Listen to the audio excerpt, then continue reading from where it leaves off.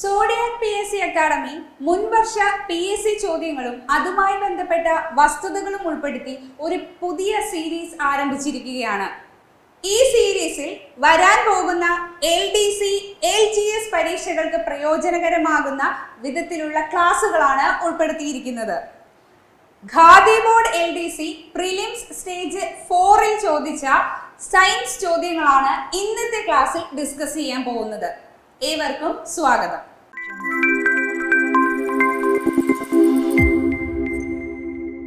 Khadi board LDC prelims stage 4-ൽ ചോദിച്ച science ചോദ്യത്തിൽ ഒന്നാമത്തെ ചോദ്യത്തിലേക്ക് നോക്കാം. 1. മന്ദരോഗം പരത്തുന്ന കൊതുകുകൾ. ഓപ്ഷൻ എ അനോഫിലിസ് കൊതുക്, ഓപ്ഷൻ ബി ക്യൂലെക്സ് കൊതുക്, ഓപ്ഷൻ സി അനോഫിലിസ് പെൺ കൊതുക്, ഓപ്ഷൻ ഡി ഈഡിസ് കൊതുക്. ഈ ചോദ്യം PSC ഡിലീറ്റഡ് ആണ് കേട്ടോ. അപ്പോൾ ഒന്നാമത്തെ സയൻസ് ചോദ്യം PSC ഡിലീറ്റഡ് ആണ്. നമുക്ക് രണ്ടാമത്തെ ചോദ്യത്തിലേക്ക് പോവാം. 2.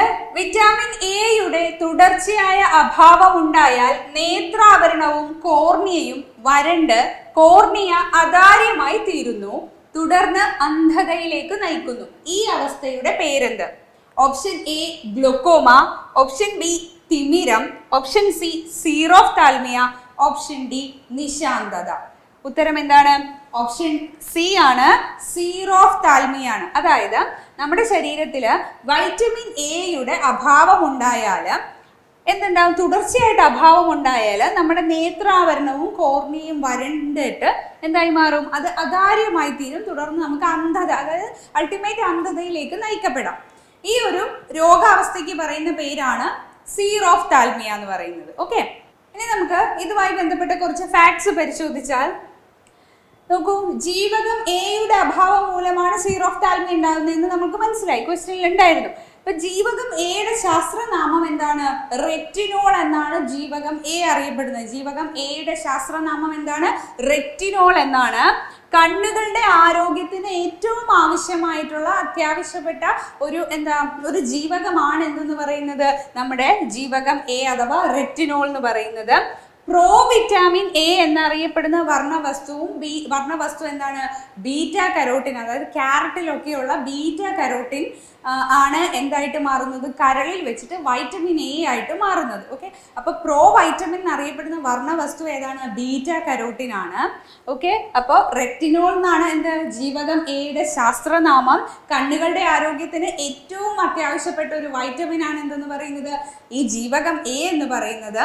ജീവകം എ കരളിൽ വെച്ചിട്ടാണ് എന്ത് ചെയ്യുന്നത്? സംഭരിക്കപ്പെടുന്നതും. അതുപോലെ തന്നെ ഈ കരളിൽ വെച്ചിട്ട് പ്രോ വൈറ്റമിൻ, അതായത് നമ്മളൊക്കെ കഴിക്കുന്ന ക്യാരറ്റിലൊക്കെയുള്ള വർണ്ണവസ്തുവായിട്ടുള്ള ബീറ്റ കരോട്ടിൻ എന്തായിട്ട് മാറും? വൈറ്റമിൻ എ ആയിട്ട് മാറും. അതുകൊണ്ട് തന്നെ പ്രോ വൈറ്റമിൻ എന്നാണ് എന്തറിയപ്പെടുന്നത്?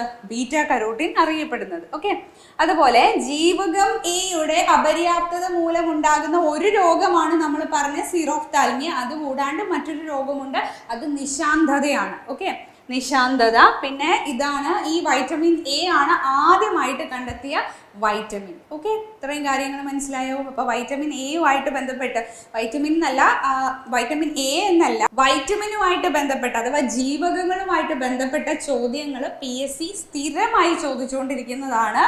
അപ്പോൾ അതുകൊണ്ട് ആ ഒരു ഏരിയ, സിലബസിലെ ആ ഒരു ഭാഗം കൃത്യമായി നിങ്ങൾ ഫോക്കസ് ചെയ്ത് തന്നെ പഠിക്കേണ്ടതാണ് കേട്ടോ. വൈറ്റമിൻ എ, വൈറ്റമിൻ അതായത് കൊഴുപ്പിൽ ലയിക്കുന്ന വൈറ്റമിൻ ഉണ്ട്, ജലത്തിൽ ലയിക്കുന്ന വൈറ്റമിൻ ഉണ്ട്. അത് ഏതൊക്കെയാണ് അതിൻ്റെ എന്താ പറയുക ശാസ്ത്രീയ നാമം, അതിൻ്റെ സ്രോതസ്സുകൾ ഏതൊക്കെയാണ്, അഭാവം മൂലമുണ്ടാകുന്ന അപര്യാപ്തത രോഗങ്ങൾ ഏതൊക്കെയാണ് എന്നതും നിങ്ങൾ കൃത്യമായിട്ട് നോട്ട് ചെയ്ത് പഠിച്ചു വെച്ചിട്ടേ പരീക്ഷയ്ക്ക് പോകാവുള്ളൂ. ഓക്കെ, അടുത്ത ചോദ്യത്തിലേക്ക് പോകാം.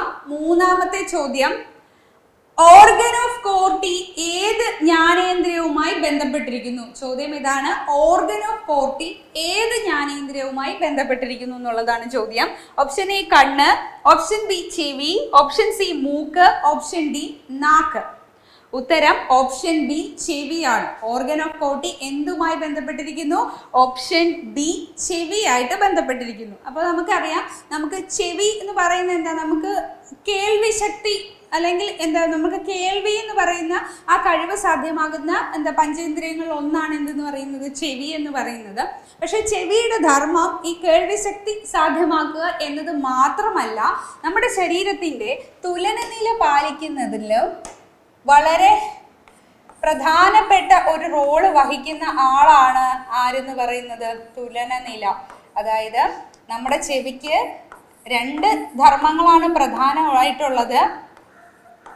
ഒന്ന് നമുക്ക് കേൾവി ശക്തി പ്രൊവൈഡ് ചെയ്യാന്നുള്ളത്, 2 തുലനനില. അതായത് നമ്മുടെ ശരീരത്തിന്റെ ഒരു ബാലൻസ് നിലനിർത്തുക എന്ന ധർമ്മം കൂടി ആര് വഹിക്കുന്നുണ്ട്, ചെവി വഹിക്കുന്നുണ്ട് കേട്ടോ. ചെവിക്ക് പ്രധാനമായും 3 ഭാഗങ്ങളാണ് ഉള്ളത്. അത് ഏതൊക്കെയാണെന്ന് നോക്കിയാൽ 3 ഭാഗങ്ങളുണ്ട് ചെവിക്ക്. അതിൽ ഒന്നാമത്തെ ഭാഗമാണ്, അല്ലെങ്കിൽ ഏറ്റവും ആദ്യത്തെ ഭാഗം എന്ന് പറയുന്നത് ബാഹ്യകർണമാണ്. എന്തെന്ന് അറിയപ്പെടുക, ബാഹ്യകർണം. ബാഹ്യകർണം. രണ്ടാമത്തേതാണ് മധ്യകർണം. മധ്യകർണം. മൂന്നാമത്തേതാണ് ആന്തരകർണം. ആന്തരകർണം. അപ്പൊ ചെവിക്ക് എത്ര ഭാഗങ്ങളുണ്ട്? 3 ഭാഗങ്ങളാണ് പ്രധാനമായും ചെവിക്കുള്ളത്.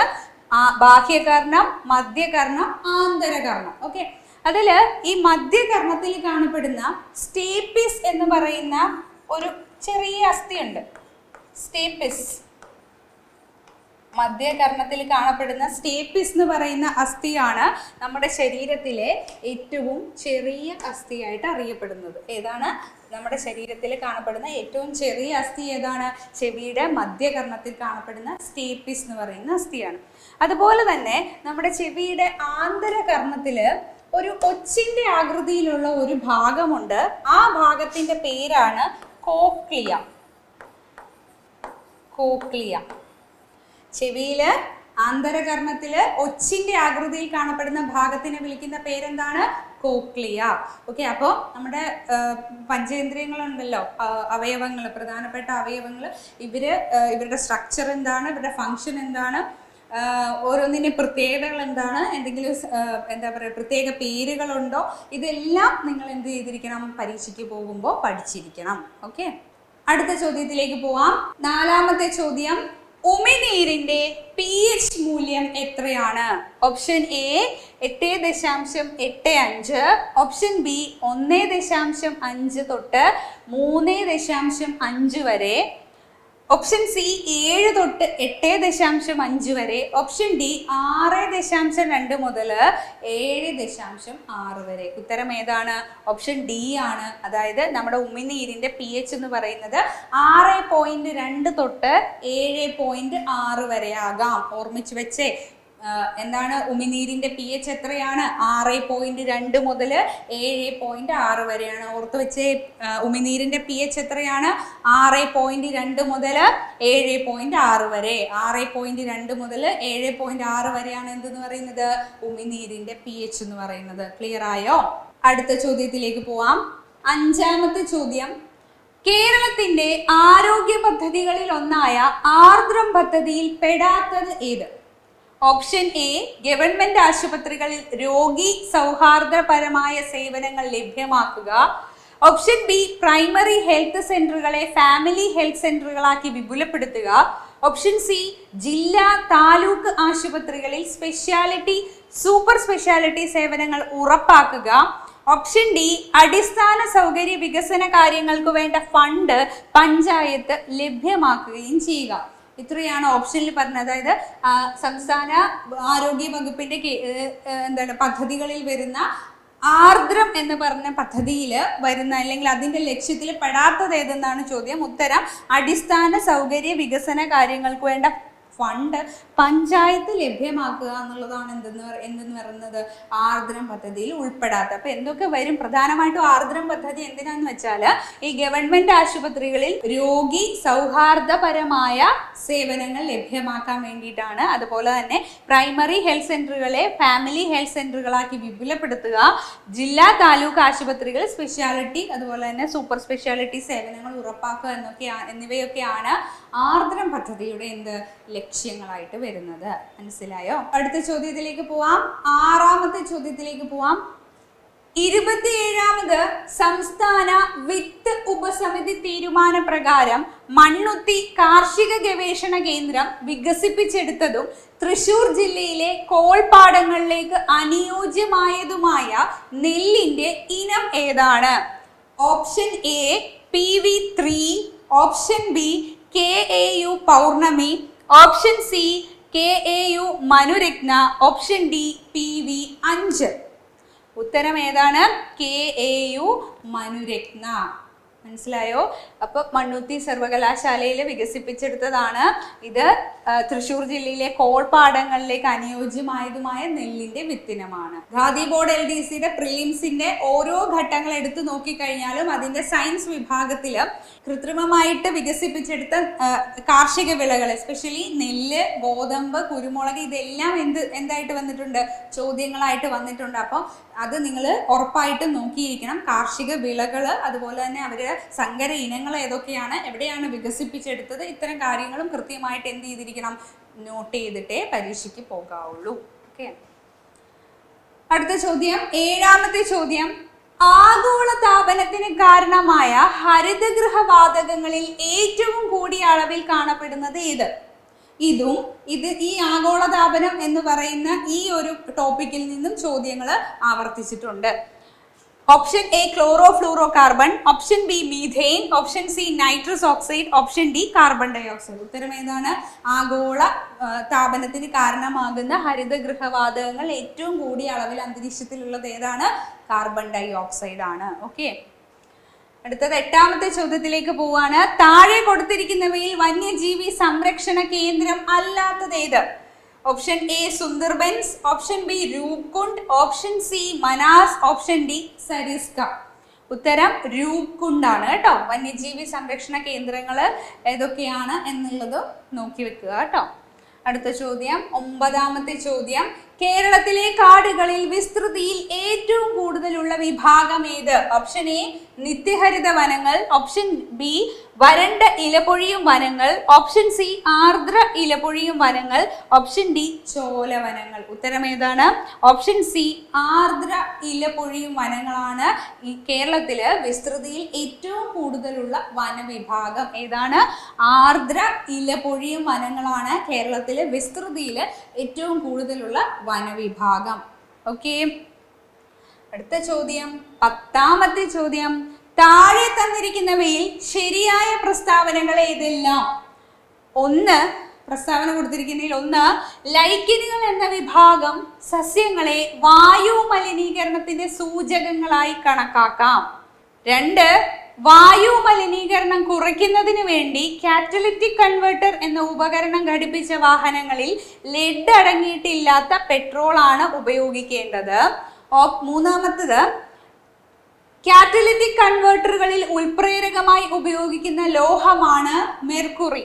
ഓപ്ഷൻസ് വരുന്നത് 1, 3, option A 1, 3, option B 2, 3, option C 1, 2, option D 1, 2, 3. ചോദ്യം എന്തായിരുന്നു?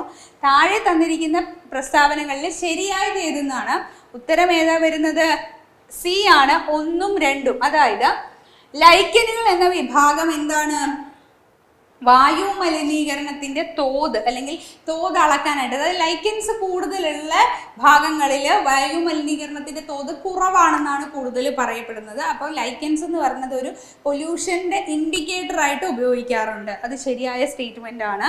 2ാമത്തെ സ്റ്റേറ്റ്മെന്റ്, വായു മലിനീകരണം കുറയ്ക്കുന്നതിന് വേണ്ടി കാറ്റലിറ്റിക് കൺവേർട്ടർ എന്ന ഉപകരണം ഘടിപ്പിച്ച വാഹനങ്ങളിൽ ലെഡ് അടങ്ങിയിട്ടില്ലാത്ത പെട്രോൾ ആണ് എന്ത് ചെയ്യേണ്ടത്? ഉപയോഗിക്കേണ്ടത്. ഈ കാറ്റലിറ്റിക് കൺവേർട്ടർ എന്ന് പറഞ്ഞ ഒരു ഡിവൈസ് ആണ്. അതായത് ഈ വാഹനങ്ങളിൽ നിന്ന് പുറന്തള്ളുന്ന മലിനീകരിക്കപ്പെട്ട ആ വായുവിനെ, പൊല്യൂട്ടഡ് ആയിട്ടുള്ള ആ വായുവിനെ എന്ന് വെച്ചാൽ അതിൻ്റെ വായുവിൻ്റെ പൊല്യൂഷൻ കുറച്ച്, മനസ്സിലായി? അതായത് അതിൽ നിന്ന് പുറത്തു പോകുന്ന വായുവിൻ്റെ പൊല്യൂഷൻ റേറ്റ് കുറയ്ക്കുന്ന ഉപകരണമാണ്. ആ ഡിവൈസിനെ വിളിക്കുന്ന പേരാണ് എന്ത്? Catalytic converter. അപ്പോൾ ആ ഉപകരണം ഘടിപ്പിച്ച വാഹനങ്ങളിൽ ലെഡ് അടങ്ങിയിട്ടില്ലാത്ത പെട്രോൾ വേണം എന്ത് ചെയ്യാൻ? ഉപയോഗിക്കേണ്ടത്. ഇത് രണ്ടുമാണ് ശരിയായ പ്രസ്താവന. ഓക്കെ, ഇനി അത് കഴിഞ്ഞാൽ നമുക്ക് 11ാമത്തെ ചോദ്യം. ഇത് ഇനി വരുന്ന ചോദ്യങ്ങൾ കെമിസ്ട്രി, ഫിസിക്സ് വിഭാഗത്തിൽപ്പെട്ടതാണ്. നോക്കാം. 11ാമത്തെ ചോദ്യം. ആറ്റത്തിലെ ചാർജ് ഇല്ലാത്ത കണമായ ന്യൂട്രോണിനെ കണ്ടെത്തിയ ശാസ്ത്രജ്ഞൻ ആരാണ്? അപ്പൊ ആറ്റത്തില് ആറ്റം എന്ന് പറഞ്ഞാൽ ഇലക്ട്രിക്കലി ന്യൂട്രൽ ആണ്. ആ ഇലക്ട്രിക്കലി ന്യൂട്രൽ ആയ ആറ്റത്തില് ചാർജ് ഉള്ള കണങ്ങളും ചാർജ് ഇല്ലാത്ത കണങ്ങളും ഉണ്ട്. അപ്പൊ നമുക്കൊന്ന് നോക്കിയാല് ഒരു ആറ്റം എടുത്താൽ ആറ്റത്തില് പ്രോട്ടോൺ ഉണ്ട്,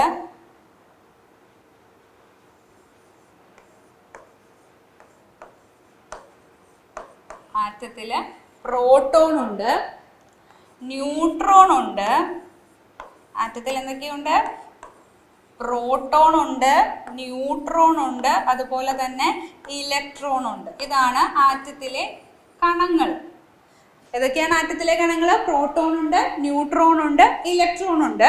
അതിൽ പ്രോട്ടോണിന് വരുന്നത് പോസിറ്റീവ് ചാർജ് ആണ്. ആറ്റത്തിന്റെ ആറ്റത്തിലുള്ള കണമായ പ്രോട്ടോണിന്റെ ചാർജ് എത്രയാണ്? പോസിറ്റീവ് ചാർജ് ആണ്. ന്യൂട്രോണിന് 0 ചാർജ് ആണ്, അതായത് ചാർജ് ഇല്ല, നോ ചാർജ് ആണ്. ഇലക്ട്രോണിന്റെ ചാർജ് വരുന്നത് നെഗറ്റീവ് ചാർജ് ആണ്. എന്താണ് ചാർജ്? നെഗറ്റീവ് ചാർജ് ആണ്. അപ്പൊ ആറ്റത്തില് പ്രധാനമായിട്ടും 3 കണങ്ങളാണുള്ളത്. സബ് ആറ്റോമിക് പാർട്ടിക്കിൾ എന്ന് വിളിക്കും. ഇവര് പ്രോട്ടോൺ ഉണ്ട്, ന്യൂട്രോൺ ഉണ്ട്, ഇലക്ട്രോൺ ഉണ്ട്. അപ്പൊ അതില് പ്രോട്ടോണിന് പോസിറ്റീവ് ചാർജ് ആണ്, ന്യൂട്രോണിന് ചാർജ് ഇല്ല, ഇലക്ട്രോണിന് നെഗറ്റീവ് ചാർജ് ആണ്. ഈ പ്രോട്ടോണും ന്യൂട്രോണും ആറ്റത്തിന്റെ ന്യൂക്ലിയസിനുള്ളിലാണ് കാണപ്പെടുന്നത്. എവിടെയാണ് കാണപ്പെടുക? ആറ്റത്തിന്റെ ന്യൂക്ലിയസിനുള്ളിലാണ് പ്രോട്ടോണും ന്യൂട്രോണും കാണപ്പെടുന്നത്. ഇലക്ട്രോൺ എന്ന് പറയുന്നത് ഈ ന്യൂക്ലിയസിന് ചുറ്റും കുറച്ച് സാങ്കല്പികമായ പാതയിൽ കൂടെ, അതിനെ വിളിക്കുന്ന പേരാണ് ഓർബിറ്റ് എന്ന് വിളിക്കും. ആ ഓർബിറ്റിൽ കൂടെ ഇലക്ട്രോൺസ് റിവോൾവ് ചെയ്തിരിക്കുകയാണ്. എവിടെയാണ്? ഷെൽ അല്ലെങ്കിൽ ഓർബിറ്റിൽ കൂടെ എന്ത് ചെയ്യുവാണ്? നമ്മുടെ ഇലക്ട്രോൺസ് ആറ്റത്തിനെ ചുറ്റിക്കൊണ്ടിരിക്കുകയാണ്. ഇതാണ് ആറ്റത്തിലുള്ള പാർട്ടിക്കിൾ. ഇതില് പ്രോട്ടോണും ന്യൂട്രോണും ന്യൂക്ലിയസിലാണ് ഉള്ളത്. അതിൽ ന്യൂട്രോണിന് ചാർജ് ഇല്ല, പ്രോട്ടോണിന് മാത്രമേ ചാർജ് ഉള്ളൂ.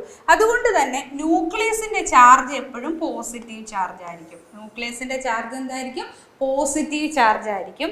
ഒരു ആറ്റത്തിലെ നമ്പർ ഓഫ് പ്രോട്ടോണും നമ്പർ ഓഫ് ഇലക്ട്രോൺസും എപ്പോഴും ഈക്വൽ ആയിരിക്കും. അതായത് ഇലക്ട്രോണിന്റെയും പ്രോട്ടോണിന്റെയും എണ്ണം തുല്യമായിരിക്കും. എണ്ണം തുല്യമാകുമ്പോൾ ശ്രദ്ധിച്ചാൽ ഇവർക്ക് രണ്ടും 2 ഡിഫറെൻറ്റ് ചാർജുകളാണ്. അപ്പോൾ അത് തമ്മിൽ ക്യാൻസൽ ആയിട്ട് പോയിട്ട് ആറ്റത്തിന്റെ മൊത്തം ചാർജ് എടുത്തു കഴിഞ്ഞാൽ 0 ആയിരിക്കും. അതായത് ഇലക്ട്രിക്കലി ന്യൂട്രലാണ് ഒരാറ്റം പൊതുവെ പറഞ്ഞു കഴിഞ്ഞാൽ. അതായത് ആറ്റത്തിന് ചാർജ് ഇല്ല, പക്ഷെ ആറ്റത്തിന്റെ ന്യൂക്ലിയസിന് എന്തുണ്ട്? ചാർജ് ഉണ്ട്. ഓക്കെ, ഇത്രയും കാര്യം ഒന്ന് ഓർത്തിരുന്നേക്കണേ. അപ്പോൾ ഇവിടെ ചോദിച്ചത് അതൊന്നുമല്ല. നമ്മുടെ ചോദ്യം ഇതായിരുന്നു: ന്യൂട്രോണിനെ ചാർജ് ഇല്ലാത്ത കണമായ, ന്യൂക്ലിയസിനുള്ളിലെ ചാർജ് ഇല്ലാത്ത കണമായ സബാറ്റോമിക് പാർട്ടിക്കിളായ ന്യൂട്രോണിനെ കണ്ടെത്തിയ ശാസ്ത്രജ്ഞൻ ആരെന്നായിരുന്നു? ഓപ്ഷൻ എ ജെ തോംസൺ പറഞ്ഞിട്ടുണ്ട്, ഓപ്ഷൻ ബി ഏണസ്റ്റ് റൂദർഫോർഡ് പറഞ്ഞിട്ടുണ്ട്, ഓപ്ഷൻ സി ജെയിംസ് ചാഡ്വിക് പറഞ്ഞിട്ടുണ്ട്, option D James Clerk Maxwell ആണ്. ഉത്തരം ഏതാന്ന് നോക്കിക്കേ. ജെയിംസ് ചാഡ്വിക് ആണ് ഉത്തരം. ജെയിംസ് ചാഡ്വിക് ആണ്. അതായത് ആറ്റത്തിലെ നെഗറ്റീവ് ചാർജുള്ള കണമായ ന്യൂട്രോണിനെ കണ്ടെത്തിയത് ആരാണ്? ജെയിംസ് ചാഡ്വിക് ആണ്. ക്ലിയർ ആയോ? അങ്ങനെയാണെങ്കിൽ ഇതുമായി ബന്ധപ്പെട്ട കുറച്ച് ഫാക്ട്സ് നമുക്ക് പരിശോധിച്ച് നോക്കാം.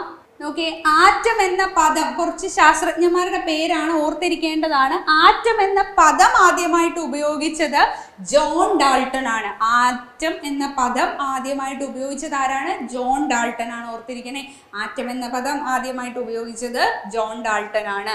അടുത്ത് നോക്കിയേ, ഇലക്ട്രോൺ കണ്ടുപിടിച്ചത് ആരാണ്? ജെ തോംസൺ ആണ്. ഇലക്ട്രോൺ കണ്ടുപിടിച്ചത് ആരാണ്? ജെ തോംസൺ ആണ്. പ്രോട്ടോൺ കണ്ടുപിടിച്ചത് ആരാണ്? ഏണസ്റ്റ് റുദർഫോർഡ് ആണ്. അപ്പോൾ ഓർത്തേ, ഇലക്ട്രോൺ കണ്ടുപിടിച്ചത്, ഇലക്ട്രോണിന്റെ ചാർജ് എന്താ? ഇലക്ട്രോണിന് നെഗറ്റീവ് ചാർജ് ആണ്. ഇലക്ട്രോൺസ് എവിടെ കൂടിയാണ് ന്യൂക്ലിയസിന് ചുറ്റുന്നത്? ഷെല്ലിൽ കൂടെ അല്ലെങ്കിൽ ഓർബിറ്റിൽ കൂടെയാണ് സഞ്ചരിക്കുന്നത്. ആ ഇലക്ട്രോൺ കണ്ടുപിടിച്ചത് ആരാണ്? ജെ തോംസൺ ആണ്. ജെ തോംസൺ ആണ് ഇലക്ട്രോൺ കണ്ടുപിടിച്ചത്. പ്രോട്ടോൺ കണ്ടുപിടിച്ചത് ഏണസ്റ്റ് റൂദർഫോർഡ് ആണ്. ഓർത്തിരുന്നേ, പ്രോട്ടോൺ കണ്ടുപിടിച്ചത് ആരാണ്? ഏണസ്റ്റ് റൂദർഫോർഡ് ആണ്. ന്യൂട്രോൺ നമ്മൾ മുന്നേ പറഞ്ഞു ജെയിംസ് ചാഡ്വിക് ആണ്. ദെൻ ന്യൂക്ലിയസ് കണ്ടുപിടിച്ചത് ആരാണ്? ഏണസ്റ്റ് റുദർഫോർഡ് തന്നെയാണ്. ഏത് കണ്ടുപിടിച്ചത്? ന്യൂക്ലിയസ് കണ്ടുപിടിച്ചത് കേട്ടോ. അപ്പോൾ ഇലക്ട്രോൺ കണ്ടുപിടിച്ചത് ജെ തോംസൺ, പ്രോട്ടോൺ കണ്ടുപിടിച്ചത് റൂദർഫോർഡ്, ന്യൂട്രോൺ കണ്ടുപിടിച്ചത് ജെയിംസ് ചാഡ്വിക്, ന്യൂക്ലിയസ് കണ്ടുപിടിച്ചത് ഏണസ്റ്റ് റൂദർഫോർഡ്. ആറ്റം എന്ന് പറയുന്ന ആശയം അല്ലെങ്കിൽ ആറ്റത്തിനെ കണ്ടുപിടിച്ചത് ആരാണ്, അല്ലെങ്കിൽ ആറ്റം എന്ന പദം ആദ്യമായിട്ട് ഉപയോഗിച്ചത് ആരാണ്?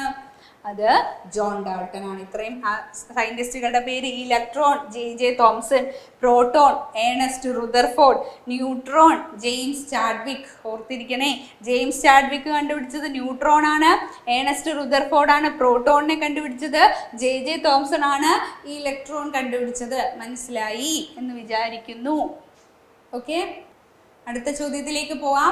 12ാമത്തെ ചോദ്യം: അയിരുകളെയും ധാതുക്കളെയും സംബന്ധിച്ച് ശരിയായ പ്രസ്താവനകൾ ഏതെല്ലാം? 1, എല്ലാ അയിരുകളും ധാതുക്കളാണ്. 2, എല്ലാ ധാതുക്കളും അയിരുകളല്ല. ഓപ്ഷൻ എ 1, 2, ഓപ്ഷൻ ബി 1 മാത്രം, ഓപ്ഷൻ സി 3 മാത്രം, ഓപ്ഷൻ ഡി ഇവയൊന്നുമല്ല.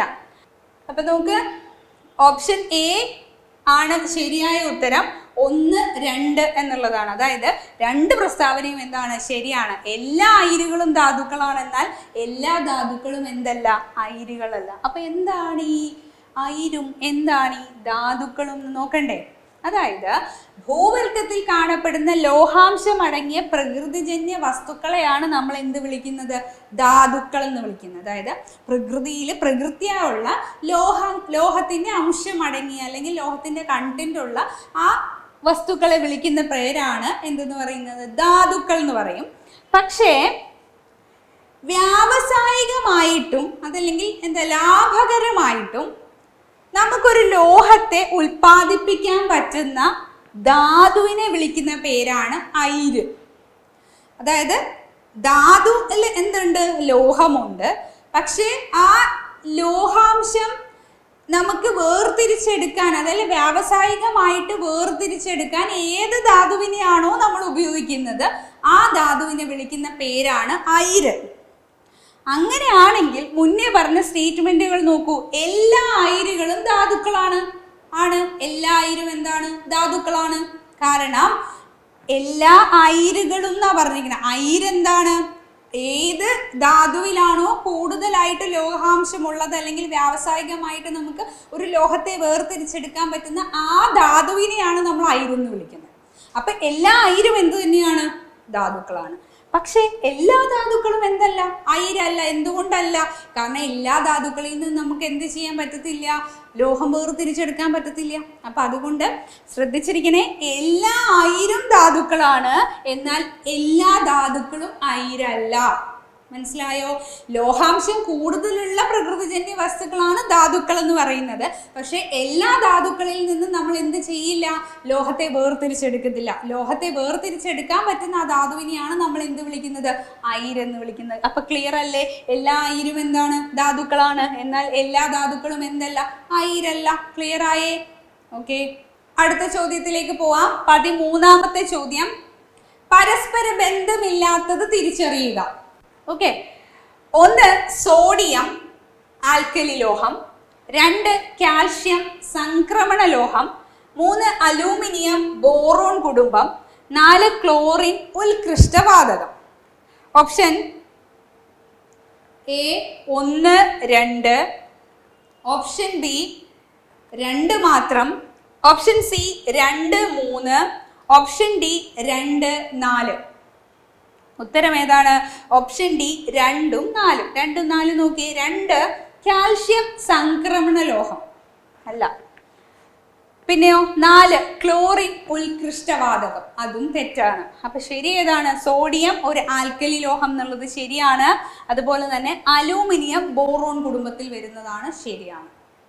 ഓക്കെ, അപ്പൊ ഈ ചോദ്യത്തില് ഇവിടെ പറഞ്ഞിരിക്കുന്ന നോക്കിയേ, ആൽക്കലി ലോഹം, സംക്രമണ ലോഹം, ബോറോൺ കുടുംബം, ഉത്കൃഷ്ടവാതകം എന്നൊക്കെ പറഞ്ഞിട്ടുണ്ട്. അതായത് പീരിയോഡിക് ടേബിളിലെ 1 മുതൽ 18 വരെയുള്ള ഗ്രൂപ്പുകൾക്ക് നമ്മൾ ഓരോ പേര് കൊടുത്തിട്ടുണ്ട്. ആ പേരാണ് ഇവിടെ ഞാൻ എഴുതിയിരിക്കുന്നത്.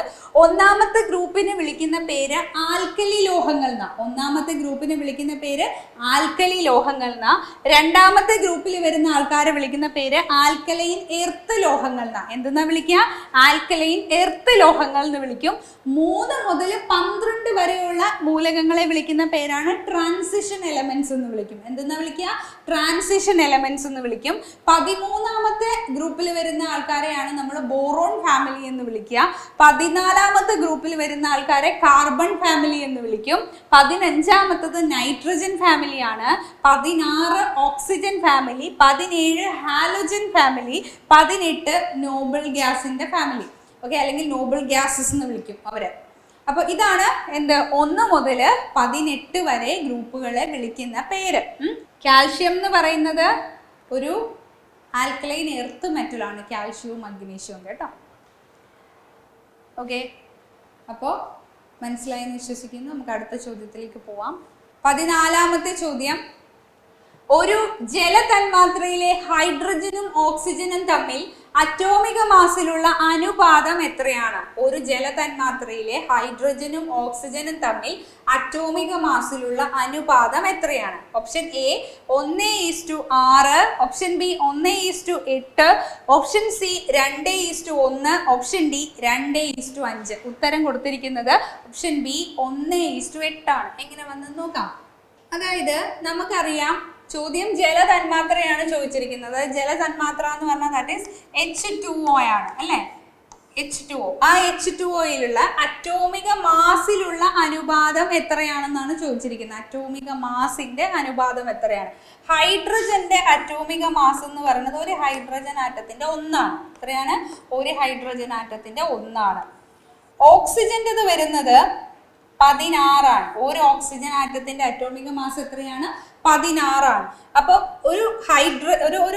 രണ്ട് ഹൈഡ്രജനും ഒരു ഓക്സിജനും ചേർന്നിട്ടാണ് എന്തുണ്ടായിരിക്കുന്നത്? വാട്ടർ ഉണ്ടായിരിക്കും. അപ്പൊ ഇവരുടെ ഹൈഡ്രജൻ ഈസ്റ്റ് ഓക്സിജൻ എടുത്തു കഴിഞ്ഞാൽ ഇവിടെ എത്ര നമ്മൾ വരും നോക്കിക്കേ. 1:2. 2 ഹൈഡ്രജൻ ആറ്റം ഉണ്ടല്ലേ. അപ്പൊ ഒരു ഹൈഡ്രജൻ ആറ്റത്തിന്റെ അറ്റോമിക മാസ് 1 ആണെങ്കിൽ 2 വരുമ്പോൾ 1:2. എത്ര ഓക്സിജൻ ആറ്റം ഉണ്ട്? ഒരു ഓക്സിജൻ ആറ്റം അല്ലേ. ഒരു ഓക്സിജൻ ആറ്റം വരുമ്പോൾ അതിന് എത്ര വരും?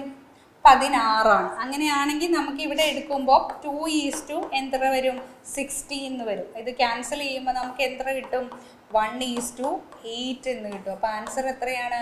1:8 ആണ് ഒരു ജലതന്മാത്രയിലെ ഹൈഡ്രജനും ഓക്സിജനും തമ്മിലുള്ള അറ്റോമിക മാസിലുള്ള അനുപാതം. മനസ്സിലായോ? അടുത്ത ചോദ്യം 15ാമത്തെ ചോദ്യത്തിലേക്ക് പോവാണ്. പഞ്ചസാരയിലെ ഘടക മൂലകങ്ങൾ ഏതൊക്കെയാണ്? Option A carbon, hydrogen, oxygen, option B nitrogen, hydrogen, chlorine, option C hydrogen, oxygen, chlorine, option D carbon, hydrogen, nitrogen. ഉത്തരം ഏതാണ്? കാർബൺ, ഹൈഡ്രജൻ, ഓക്സിജൻ ആണ്. കാർബൺ, ഹൈഡ്രജൻ, ഓക്സിജൻ ആണ് പഞ്ചസാരയിലെ ഘടക മൂലകങ്ങൾ. നോക്കിക്കേ, C12 H22 O11 എന്നുള്ളതാണ് എന്തെന്ന് പറയുന്നത്? നമ്മൾ ഇപ്പോൾ വ്യാപകമായിട്ട് ഉപയോഗിക്കുന്ന പഞ്ചസാര അല്ലെങ്കിൽ സൂക്രോസ് എന്ന് പറയുന്ന ഏതാണ്? C12 H22 O11 ആണ് കേട്ടോ. അപ്പൊ കാർബണും ഹൈഡ്രജനും ഓക്സിജനുമാണ് പഞ്ചസാരയിൽ അടങ്ങിയിരിക്കുന്ന ഘടകമൂലകങ്ങൾ. ഓക്കെ, 16ാമത്തെ ചോദ്യത്തിലേക്ക് പോവാം. മനുഷ്യന് കേൾക്കാൻ കഴിയുന്ന ശബ്ദത്തിന്റെ ആവൃത്തിയുടെ താഴ്ന്ന പരിധി എത്ര? Option A 5 hertz, option B 200 hertz, option C 20 hertz, option D 40 hertz. ഉത്തരം ഏതാണ്? ഓപ്ഷൻ സി 20 ഹെർട്സ് ആണ്. അപ്പോൾ മനുഷ്യന് കേൾക്കാൻ കഴിയുന്ന ശബ്ദത്തിന്റെ താഴ്ന്ന പരിധിയാണ് എന്ത് പറയുന്നത്? 20 ഹെർട്സ്. അങ്ങനെയാണെങ്കിൽ മനുഷ്യന് കേൾക്കാൻ കഴിയുന്ന ശബ്ദത്തിന്റെ പരിധി എത്രയാണ്? 20 ഹെർട്സ് മുതൽ 20 കിലോ ഹെർട്സ് വരെയാണ് എന്തെന്ന് പറയുന്നത്? മനുഷ്യന് കേൾക്കാൻ കഴിയുന്ന ശബ്ദത്തിന്റെ പരിധി എന്നറിയപ്പെടുന്നത്. ഓക്കെ, അതില് ഈ 20 ഹെർട്സിന് താഴെയുള്ള സൗണ്ട് എന്ന് പറയുന്നതിനെയാണ് നമ്മൾ ഇൻഫ്രാസോണിക് എന്നറിയപ്പെടുന്നത്. എന്തെന്ന് അറിയപ്പെടുക? ഇൻഫ്രാസോണിക് സൗണ്ടുകൾ എന്ന് നിങ്ങൾ കേട്ടിട്ടില്ലേ? അത് ഏതാണ്? 20 ഹെർട്സില് താഴെയുള്ള സൗണ്ടിനെ നമ്മൾ വിളിക്കുന്ന പേരാണ് ഇൻഫ്രാസോണിക്. 20 ഹെർട്സിന് മുകളിലുള്ള സൗണ്ടുകളെ വിളിക്കുന്ന പേരാണ് എന്ത്? അൾട്രാസോണിക് സൗണ്ടുകൾ എന്ന് വിളിക്കും. എന്തെന്നാ വിളിക്കുക? അൾട്രാസോണിക് സൗണ്ടുകൾ എന്ന് വിളിക്കും. മനസ്സിലായോ? അപ്പൊ 20 ഹെർട്സിനും 20 കിലോ ഹെർട്സിനും ഇടയിലാണ് മനുഷ്യന് കേൾക്കാൻ കഴിയുന്ന ശബ്ദത്തിന്റെ അല്ലെങ്കിൽ ആ ശബ്ദത്തിന്റെ ശ്രവണ പരിധി എന്നറിയപ്പെടുന്നത് 20 ഹെർട്സിനും 20 കിലോ ഹെർട്സിനും ഇടയിലാണ്. 20 ഹെഡ്സിന് താഴെയുള്ള സൗണ്ടുകളെ ഇൻഫ്രാസോണിക് എന്നും 20 ഹെഡ്സിന് മുകളിലുള്ള സൗണ്ടുകളെ എന്ന് വിളിക്കും? അൾട്രാസോണിക് സൗണ്ടുകൾ എന്നും വിളിക്കും. ഓക്കെ, അടുത്ത ചോദ്യത്തിലേക്ക് പോകാം. 17ാമത്തെ ചോദ്യം, പ്രവൃത്തിയുടെ യൂണിറ്റ് ഏത്? Option A joule, option B newton, option see what, option D metre. ഉത്തരം ഏതാണ്? ജൂൾ ആണ്. അങ്ങനെയാണെങ്കിൽ കുറച്ച് അളവുകളും അതിന്റെ യൂണിറ്റുകളും പരിശോധിച്ചു കഴിഞ്ഞാൽ ഭാരം അളക്കാൻ കിലോഗ്രാം അല്ലെങ്കിൽ ന്യൂട്ടൺ നമ്മൾ ഉപയോഗിക്കാറുണ്ട്. പവർ എന്ന് പറയുന്നത് എന്താണ്? വാട്ടാണ് അതിന്റെ യൂണിറ്റ്. മർദ്ദം അളക്കാൻ പാസ്കൽ ഉപയോഗിക്കാറുണ്ട്. സ്ഥാനാന്തരം അളക്കാനായിട്ട്, ഡിസ്പ്ലേസ്മെന്റ് അളക്കാനായിട്ട് ഉപയോഗിക്കുന്ന യൂണിറ്റ് മീറ്റർ ആണ്. പ്രവൃത്തി അല്ലെങ്കിൽ ഊർജം അളക്കുന്നത് ജൂളിലാണ്. വൈദ്യുത പ്രതിരോധത്തിന്റെ യൂണിറ്റ് ആണ് ഓം. ഓർത്തിരിക്കണേ. അപ്പൊ യൂണിറ്റുകളും അതല്ല അളവുകളും അതിന്റെ യൂണിറ്റുകളും നിങ്ങൾ പഠിച്ചു വെക്കണം. അത് പഠിച്ചിട്ടേ പരീക്ഷയ്ക്ക് പോകാവുള്ളൂ.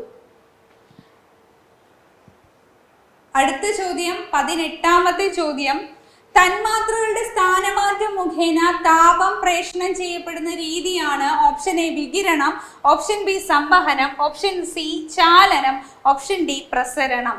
ഇതും റിപ്പീറ്റ് ആയിട്ട് ഈ ഗാദി ബോർഡ് LDCയുടെ പരീക്ഷയ്ക്ക് ചോദിച്ചിട്ടുണ്ട്.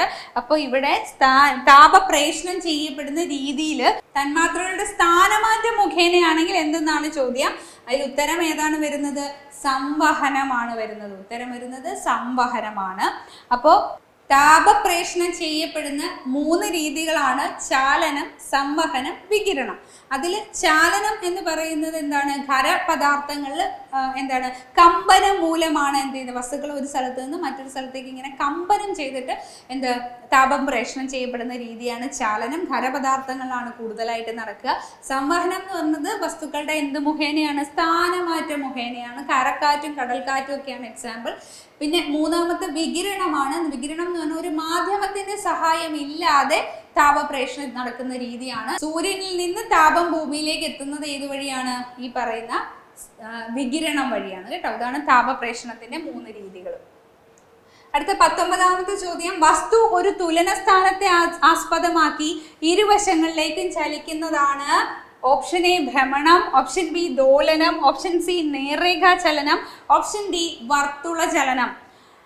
ഉത്തരം ഓപ്ഷൻ ബി ദോലനമാണ്. ദോലനം എന്ന് പറഞ്ഞാൽ നമ്മൾ പെൻഡുലത്തിന്റെ ചലനം കണ്ടിട്ടില്ലേ? ഒരു കേന്ദ്ര ബിന്ദുവിനെ അടിസ്ഥാനമാക്കിയിട്ട് എന്ത് ചെയ്യും? അങ്ങോട്ടും ഇങ്ങോട്ടും ഈ ചലിക്കുന്നതിനെയാണ് എന്ത് വിളിക്കുന്നത്? ദോലനം എന്ന് വിളിക്കുന്നത്. ഭ്രമണം അറിയാലോ, ഭൂമിയുടെ ചലനം ഒരു എന്താണ് ഒരു അച്ചുതണ്ടിനെ കേന്ദ്രമാണ്, ഒരു സ്വന്തം കേന്ദ്രത്തെ അടിസ്ഥാനമാക്കിയിട്ടുള്ള എന്താണ് ആ ഒരു ചലനത്തിനെയാണ് ഭ്രമണം എന്ന് വിളിക്കുന്നത്. നേർരേഖാ ചലനം, ഇപ്പോൾ നേർരേഖയിലൂടെയുള്ള ഒരു വസ്തുവിന്റെ ചലനം, അപ്പോൾ ഞെട്ടറ്റ് വീഴുന്ന മാമ്പഴം, അതൊക്കെ എന്താണ്? നേർരേഖാ ചലനത്തിന് എക്സാമ്പിൾ ആണ്. വർത്തുള ചലനം എന്ന് പറഞ്ഞാൽ എന്താണ്? സർക്കുലാർ മോഷൻ ആണ്. എന്താണ് നമ്മളിപ്പോൾ ഇങ്ങനെ ഒരു പെന്നിലൊരു നൂല് കെട്ടിയിട്ട് ആ നൂലിൻ്റെ അറ്റത്ത് എന്തെങ്കിലും ഉണ്ടെന്നുണ്ടെങ്കിൽ വിചാരിക്കും നമ്മളിങ്ങനെ കറക്കത്തില്ലയോ? ഇതൊക്കെ എന്താണ്? വർത്തുള ചലനത്തിന് എക്സാമ്പിൾ ആണ് കേട്ടോ. അടുത്ത 20ാമത്തെ ചോദ്യം, ചുവടെ കൊടുത്തിരിക്കുന്നവയിൽ കൂട്ടത്തിൽപ്പെടാത്തത് കണ്ടെത്തി എഴുതുക. ഓപ്ഷൻ എ സൗരോർജം, ഓപ്ഷൻ ബി കാറ്റ്, ഓപ്ഷൻ സി തിരമാല, ഓപ്ഷൻ ഡി കൽക്കരി.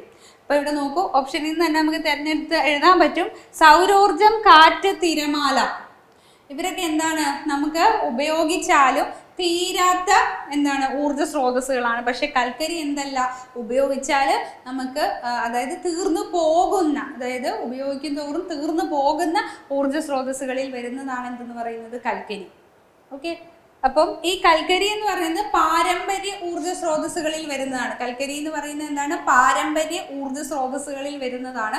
അതായത് ഇവർ ഉപയോഗിച്ച് കഴിയുമ്പോൾ തീർന്നു പോകും. മറ്റത് പാരമ്പര്യേതര ഊർജ്ജ സ്രോതസ്സുകളിൽ വരുന്നതാണ് സൗരോർജം, കാറ്റ്, തിരമാല. ഇവർ ഇപ്പോൾ ഉപയോഗത്തിൽ ഉണ്ടെങ്കിലും ഇവരെത്ര ഉപയോഗിച്ചാലും ഇവരുടെ എമൗണ്ട് അളവ് എന്ത് ചെയ്യില്ല, തീരില്ല. അത്തരത്തിലുള്ള ഊർജ്ജ സ്രോതസ്സുകളാണ് പാരമ്പര്യേതര ഊർജ്ജ സ്രോതസ്സുകൾ എന്ന് വിളിക്കുന്നത്. ഓക്കെ, ഇത്രയാണ് ഖാദി ബോർഡ് LDCയുടെ സ്റ്റേജ് 4-ാം ഘട്ടത്തിൽ ചോദിച്ച സയൻസ് ചോദ്യങ്ങൾ. Thank you.